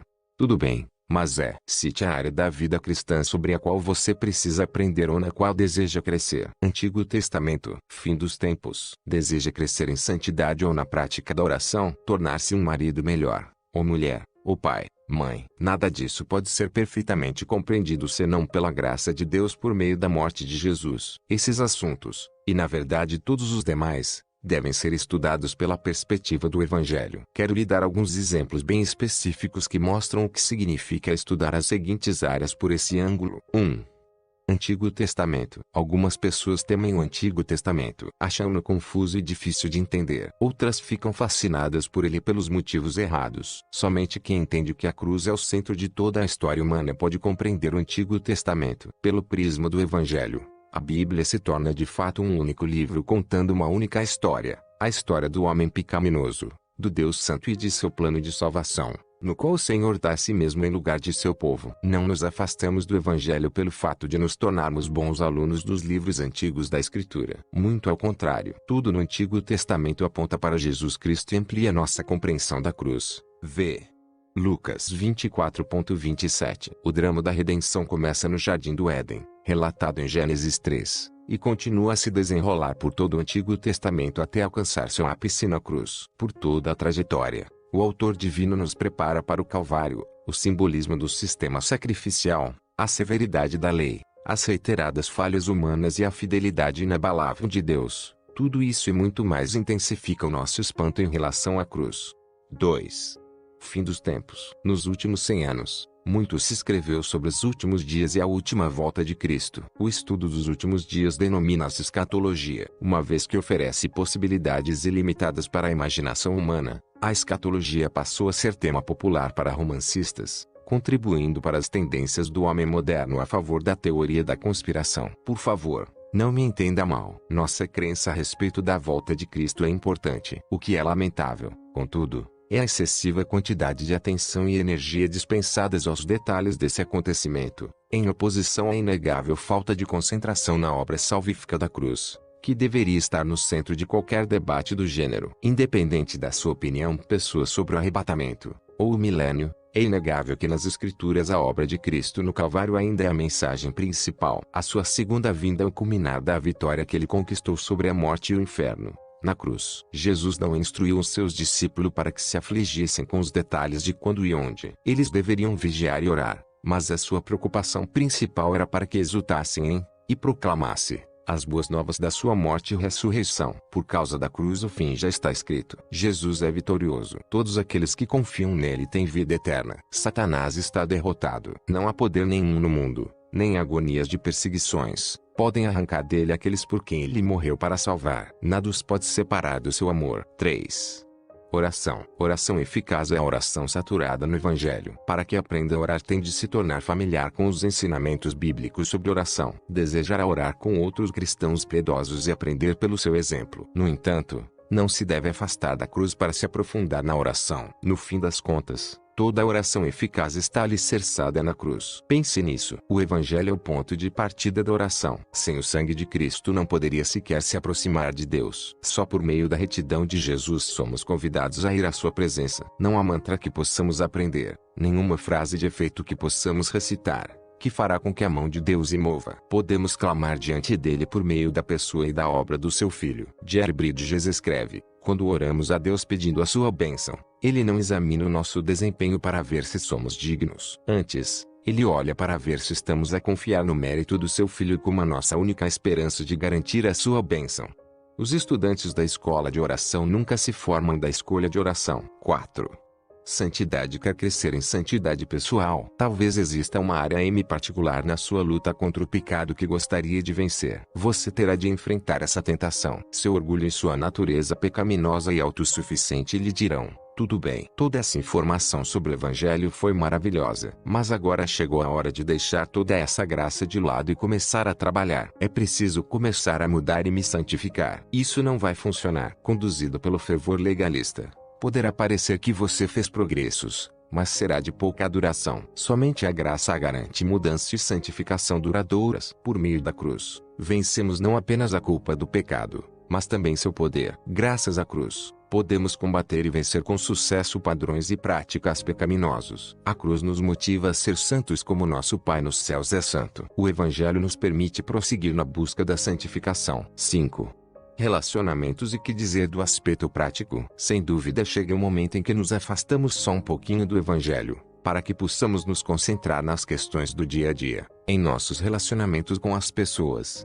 É uma tentação crer nisso, mas simplesmente não é verdade. Independentemente de sua relação com as pessoas, se casado ou solteiro, marido ou mulher, pai ou mãe, avô ou avó, sua fidelidade e eficácia nos relacionamentos estão diretamente vinculadas à sua compreensão da cruz. Em razão do pecado, o conflito de relacionamentos é inevitável. Com certeza, você acabará pecando contra alguém. Alguém pecará contra você. Você precisará se controlar em relação aos outros. Precisará perdoar. Seu relacionamento com as pessoas deve estar fundamentado em seu relacionamento com Deus por meio da cruz. Efésios 4:32 afirma: sejam bondosos e compassivos uns para com os outros, perdoando-se mutuamente, assim como Deus os perdoou em Cristo. Quando guardo alguma mágoa de alguém ou retenho meu perdão, estou pressupondo que os pecados dessa pessoa sejam mais graves que aqueles que cometi contra Deus. A cruz transforma minha perspectiva. Por meio dela percebo que nenhum pecado cometido contra mim jamais será tão grave quanto os incontáveis pecados que cometi contra Deus. Quando compreendemos em que medida Deus nos amou, não fica difícil perdoar. Deus foi paciente comigo para que eu seja paciente com os demais. Deus me perdoou para que eu perdoasse aos outros. A graça de Deus está me transformando para que eu possa confiar que Ele também pode mudar outras pessoas. Poderíamos dizer tantas coisas mais. Esta é apenas uma rápida introdução do efeito transformador da cruz em cada um de nossos relacionamentos. Mas a mensagem, embora simples, é poderosa. Se você for solteiro,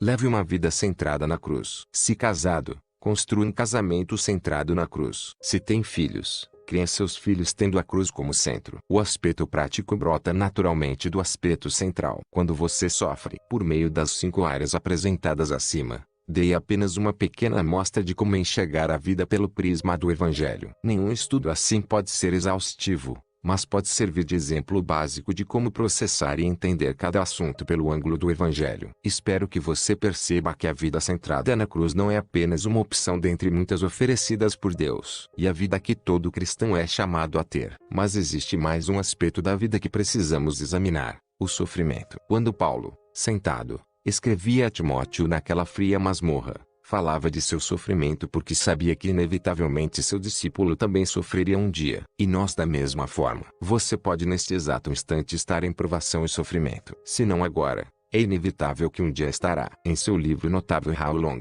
O Lord, Por Quanto Tempo, Ó Senhor, no qual examina o sofrimento e o mal, Donald Carson escreve: a verdade é que basta vivermos tempo suficiente e sofreremos. Por vezes nossos sofrimentos significará apenas perseverar em meio a um demorado período desagradável. Em outras ocasiões, nosso sofrimento poderá ser intenso e severo. Em cada caso, a mensagem do Evangelho é a fonte principal de esperança e consolo. Muitos de nós infelizmente não estão preparados teologicamente para sofrer. Então, quando sofremos, em vez de confiar em Deus, reclamamos. Nós o acusamos. Exigimos que se explique. Não quero com isso minimizar a dificuldade e as aflições do sofrimento. Nem tenho a pretensão de entendê-lo plenamente. As Escrituras ensinam que existe um propósito divino para o sofrimento, mas sempre haverá um quê de mistério. Não sou capaz de captar completamente o sentido ou o propósito de meu sofrimento, mas posso encontrar verdadeiro consolo ao olhar para o sofrimento do único inocente e justo,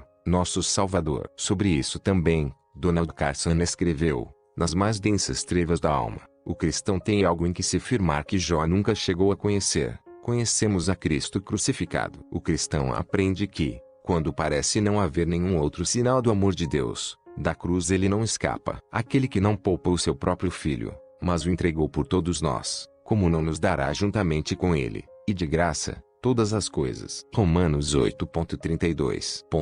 Se sofrermos, por vezes haverá mistério em jogo. Haverá fé também? Sim. Desde que nossa atenção se centre mais na cruz e no Deus da cruz do que no próprio sofrimento. Em nossa vida, nem tudo sai como gostaríamos. Quando em meio ao sofrimento, não se deve concentrar desenfreadamente nele, pois nunca se poderá achar consolo. O sofrimento traz sempre consigo um elemento de mistério imperscrutável. A esperança, o consolo e a perseverança na vida cristã advém de meditar na cruz e no Deus da cruz. Melhor do que mereço. Pergunte-me como estou em qualquer dia e talvez se surpreenda com minha resposta. Não respondo com o esperado tudo ótimo ou muito bem, obrigado. Em vez disso, o que digo é, melhor do que mereço. Pego as pessoas desprevenidas. Muitas vezes não cristãos discutiram comigo argumentando que sofro de baixa autoestima. Mas não, apenas compreendo quem sou e onde mereço estar. Mereço a ira de Deus. Com toda a franqueza, mereço estar no inferno. Em vez disso, porém, sou filho de Deus. Sou perdoado e amado por Ele. Vou para o céu. Estou muito melhor do que mereço. Essa visão das coisas me enche de alegria, mesmo nos dias em que as coisas não saem como planejo. Todos enfrentamos decepções e circunstâncias difíceis. Alguns de nós experimentam grandes sofrimentos e perdas. Mas, a despeito da situação, entender o Evangelho nos permite maravilhar-nos com o amor de Deus. Parece que foi ontem. Não sei o que o futuro me reserva, mas de uma coisa estou certo. Por causa da cruz, estarei bem melhor do que mereço. Por isso, pelo resto da vida, quero apenas me aprofundar mais no maravilhoso mistério do amor de Deus por mim. O Evangelho não é só para o descrente, é para crentes também. A cada dia de nossa experiência cristã, escreve Jerry Bridges, devemos nos relacionar com Deus exclusivamente com base em sua graça. Não somos apenas salvos pela graça, mas também vivemos a cada dia pela graça. Por isso o Evangelho é de fato o que mais importa. É por isso que deve sempre estar no centro de nossa vida. Então, embora este livro esteja chegando ao fim, não ponha sua preciosa verdade na prateleira. Que a verdade que o salvou seja a mais valiosa de sua vida. Segundo a frase atribuída a Martinho Lutero, sinto como se fosse ontem que Jesus morreu. Que a realidade da morte de Cristo por você esteja assim, bem perto de seu coração. Nunca se afaste dela. Jesus morreu por seus pecados. Que seu dia a dia seja vivido exclusivamente por sua graça. Que você conheça o prazer e a paz decorrentes de uma vida ao pé da cruz. Sobre o autor C. foi um dos pastores fundadores da Covenant Life Church, em Gaithersburg, MD, e atuou na igreja de 1977 a 2004. Também, dirige o Sovereign Grace Ministries, Ministérios Graça Soberana, que se ocupam de plantar e sustentar igrejas locais em vários países além dos Estados Unidos. É o editor-chefe da revista Sovereign Grace. Atua também na Christian Counseling and Education Foundation, Fundação Cristã de Educação e Aconselhamento, e no Conselho Consultivo do Council on Biblical Manhood and Womanhood, Conselho de Masculinidade e Feminilidade segundo a Bíblia. Merrene contribui com um capítulo em Biblical Manhood and Womanhood, Masculinidade e Feminilidade segundo a Bíblia, organizado por Wayne Gruden e Denise Rainey. Sua mulher, Carolyn, colabora com um capítulo em Biblical Manhood and Woman, Feminilidade Bíblica no Lar, organizado por Nancy Leigh de Moss. Ambos os títulos no prelo. C.J. Carolyn, autora também de As 7 Virtudes da Mulher Cristã, publicado pela editora Vida. Tem 3 filhas e um filho. Moram em Gaithersburg, MD. O presente audiobook não tem qualquer motivação ou intuito comercial. Tem apenas como objetivo ajudar a muitas pessoas, especialmente aqueles que têm deficiência visual, analfabetismo ou outras dificuldades de leitura. Por sua vez, tem como intuito, igualmente, ser uma ferramenta, não comercial, para a instrução, ensino e aculturação. Que Deus o abençoe. Só lhe deu glória.